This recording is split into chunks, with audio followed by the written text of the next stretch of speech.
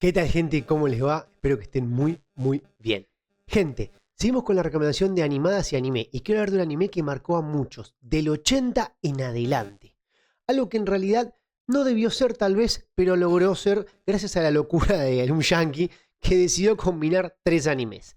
Hablo de Robotech.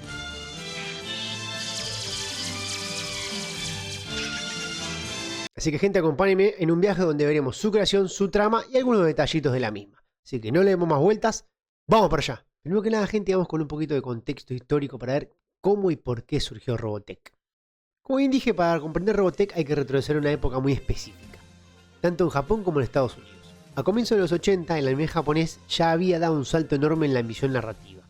Series como Mobile Suit Gundam o Space Battlefield Yamato habían demostrado que la animación podía hablar de guerra, política, sacrificio, muerte y trauma. En Japón el anime ya no era solamente para niños, pero en Estados Unidos, en cambio, la animación seguía atrapada en una visión estrictamente infantil, episódica y sin continuidad. Cada capítulo debía comenzar y terminar sin consecuencias duraderas, y ni hablar de muertes definitivas, derrotas reales, ni nada de finales amargos. En este contexto apareció Super Dimension Fortress Macross en 1982. Macross fue una revolución, no solo mezclaba ciencia ficción y mechas, sino que incorporaba romance, música, cultura pop y una mirada profundamente humana sobre la guerra. No glorificaba el conflicto, simplemente lo mostraba como algo caótico, doloroso y transformador.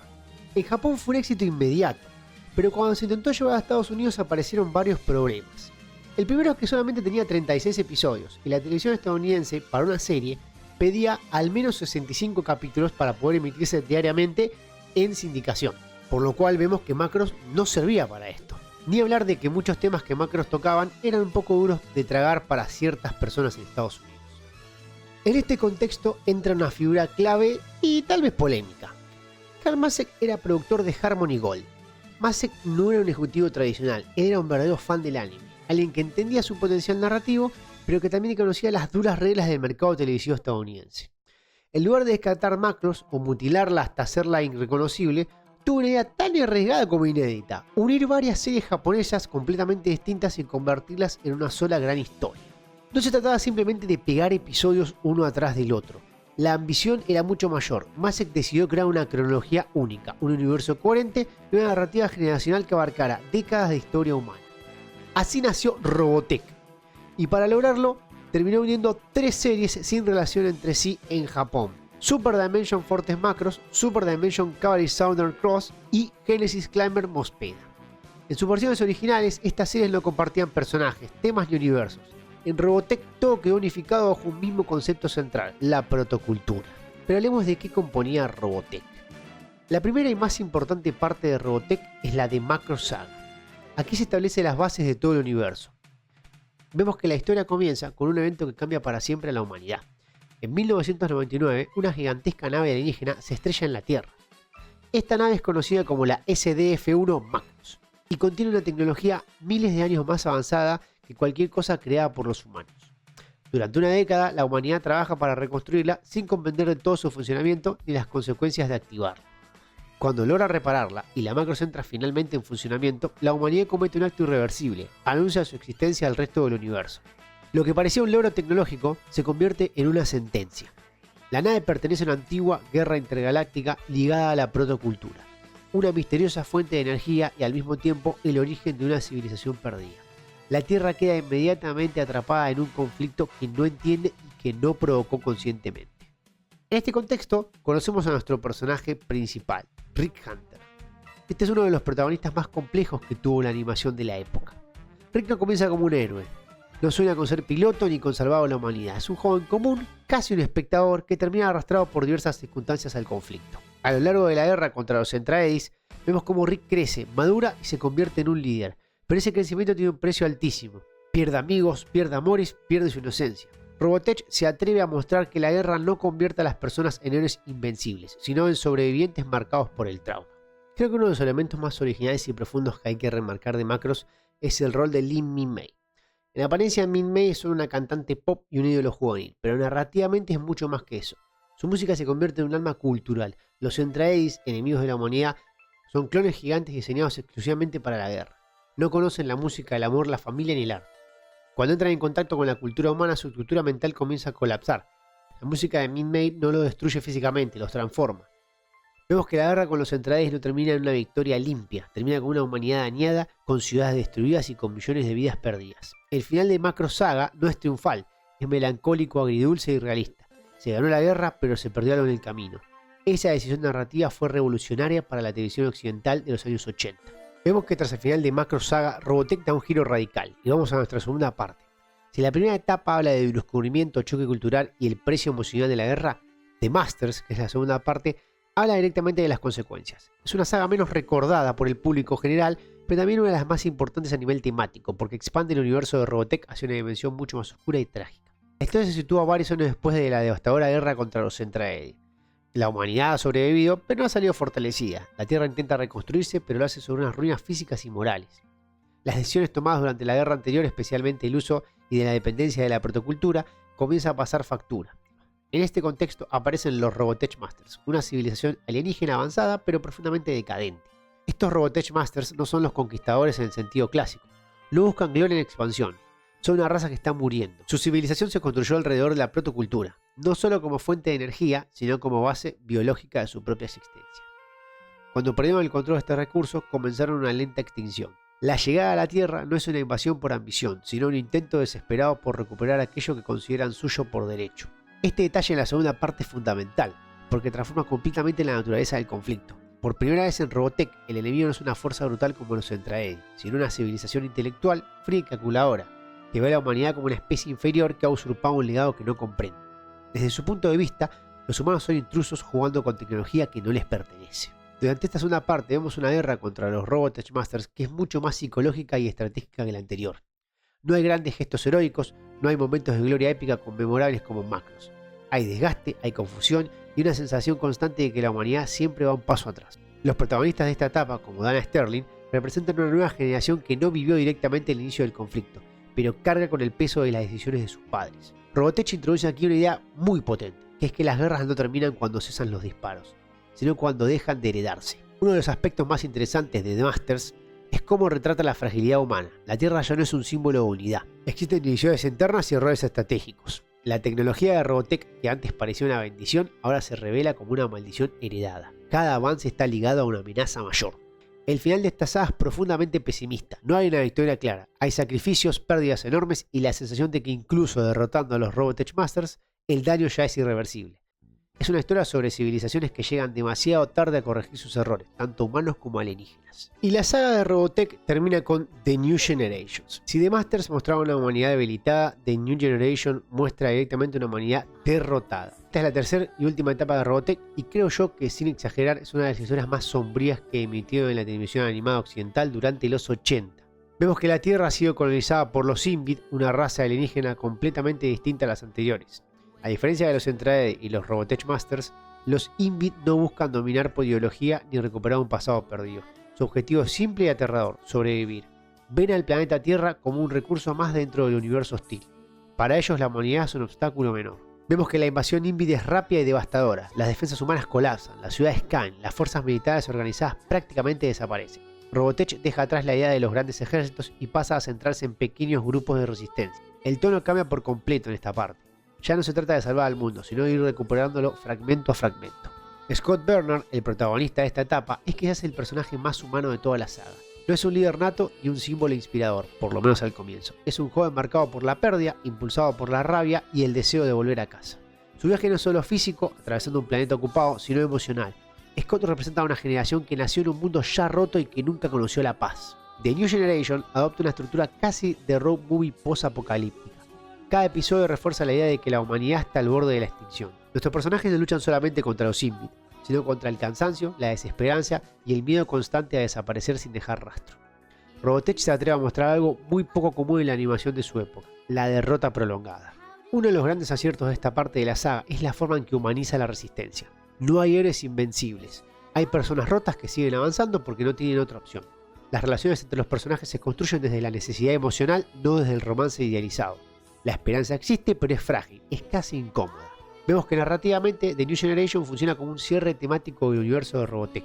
Todo lo que comenzó con la caída del SDF-1 llega aquí a su punto más bajo. La humanidad debe decidir si vale la pena seguir luchando o aceptar su desaparición. El mensaje final no es triunfalista, pero sí profundamente humano. Incluso cuando todo parece perdido, la resistencia misma tiene valor. Y gente, ya habiendo hablado de lo que trata la historia, las 3 partes de Robotech, voy a hablar un poquito de algunos detalles o datos medio que no tan conocidos de cada una de las sagas. Primero que nada quiero remarcar como en la macro saga, uno de los detalles más interesantes es la forma en que la ciudad dentro del SDF-1 funciona como un reflejo directo de la fragilidad humana. No es un recurso visual para justificar civiles en medio de una nave militar, es una metáfora constante. Incluso en el corazón de una máquina de guerra, la humanidad intenta mantener una vida cotidiana. Música, relaciones, comercios y conflictos personales. Otro detalle, podemos decir un poco oculto de la primera saga, es el uso del tiempo narrativo. Robotech muestra el paso de los meses y los años, algo muy poco común en la animación de su época.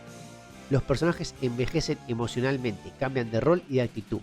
Rick Hunter no es el mismo al inicio que al final, y la serie se toma su tiempo para mostrar ese desgaste. No hay una transformación repentina en héroe, sino un proceso lento, doloroso y a veces contradictorio. Por último, quiero detallar que algo que se suele pasar por alto es que los Entraday no son presentados como villanos absolutos. A través de personajes como Betray o Exedor, Robotech deja claro que el verdadero enemigo no es la especie, sino el sistema que los creó. Son víctimas de una programación cultural que les negó cualquier forma de individualidad. En ese sentido, la derrota Entraday no es militar, sino ideológica. La guerra se gana cuando empiezan a pensar por sí mismos. Ya yendo a Masters, creo que uno de los aspectos menos evidentes es cómo la saga utiliza la repetición como recurso narrativo. Muchas situaciones recuerdan deliberadamente a eventos de macro saga, pero con resultados distintos. Esto no es casual. Robotech está mostrando cómo la historia se repite cuando no se aprende de ella. Otro detalle poco mencionado en Masters es el rol simbólico de Dana Stern. Más allá de ser la protagonista, Dana representa el choque entre generaciones. Es hija de 2 íconos de guerra, pero vive en un mundo que ya no tiene héroes claros. Sus errores, su impulsividad y su frustración no son fallas de guión, son reflejos de una generación que heredó un conflicto sin comprender su origen. Por último, creo que en la saga de Masters se refuerza la idea clave del universo de Robotech, la protocultura como maldición. Lo que en Macros parecía una oportunidad para evolucionar, en The Masters se revela como una dependencia destructiva. Tanto humanos como alienígenas están atrapados por él. La guerra deja de ser una lucha entre buenos y malos y pasa a ser una competencia desesperada por un recurso. Por último, creo que el detalle más poderoso de New Generation es el uso del silencio y de los espacios vacíos. A diferencia de las sagas anteriores, aquí hay momentos de pausa, de trayectos largos y de paisajes desolados. Se refuerza la sensación de un mundo derrotado donde la humanidad ya no domina su propio planeta. Pero no es lo único que tiene. Otro elemento oculto que tiene esta parte de la saga es la forma en que los zombies son retratados. Aunque se los representa como enemigos, Robotech deja pistas constantes de que no son simplemente monstruos invasores. Son una especie que también busca sobrevivir y su relación con la protocultura es distinta, casi simbiótica. Por último, quiero recalcar el personaje principal. Scott Bernard es diferente a Rick o Dana, no está construido como un líder hasta muy avanzado el relato. Durante gran parte de New Generation, Scott es reactivo, no proactivo, actúa por impulso, por pérdida o por nostalgia. Este detalle refuerza el tono posapocalíptico de esta parte de la saga, donde no hay planes maestros ni estrategias brillantes, solo intentos de resistir un día más. Por último, gente, quiero tocar un tema muy importante que es el legado de Robotech. Ya que el legado de Robotech no se limita solamente a su misión original, su impacto fue expandiéndose y transformándose con el paso de las décadas. En el corto plazo, Robotech fue fundamental para demostrar que una historia animada podía tener continuidad real.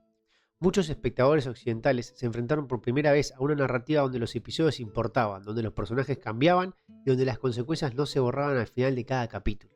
Con el paso de los años, Robotech se convirtió en un punto de referencia obligatorio para cualquier obra occidental que intentaba replicar una épica animada a largo alcance.